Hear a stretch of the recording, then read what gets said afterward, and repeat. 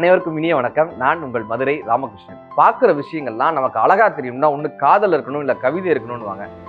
மனதில் தோணக்கூடிய விஷயத்த கல்லிட்ட சொன்னா கடவுள் ஆயிடும், காட்டுட்ட சொன்னா கரைஞ்சு போயிடும், காகிதத்துல சொன்னா அது கவிதை ஆயிடும். எல்லா விதையும் ஒரு இடத்துல தாங்க முளைக்கும். இந்த கவிதை மட்டும் விதைச்சா எல்லா இடங்கள்லயும் முளைக்கும். பேச்சியப்பன்ற ஒரு கவிதை எழுதியிருப்பாரு.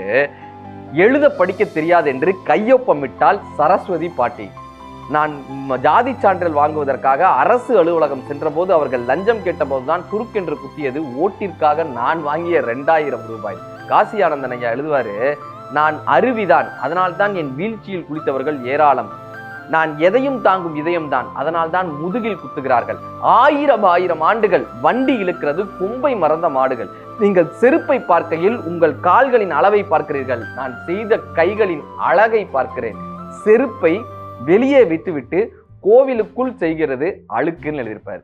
நல்ல காலம் பிறக்குது, நல்ல காலம் பிறக்குது சொல்லும் குடுகுடுப்பைக்காரன் தெருவிலேயே நின்று கொண்டிருக்கிறான். இவன் எடுத்தால் பசு பால் தரும் என்கிறான், காகம் எடுத்தால் காகம் வடையை திருடிற்று என்கிறான். இப்படியாக மனிதன் பசியால் அழுத மனைவியின் கண்ணீரை பொன்னாடையில் துடைத்துவிட்டு அடுத்த தமிழ் மேடைக்கு கிளம்பினான் தமிழ் பேச்சாளன்.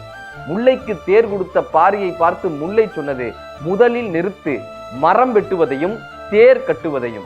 நிலவு புராணமாய் இறைவனின் தலையில், அறிவியலாய் மனிதனின் பாதத்தில்.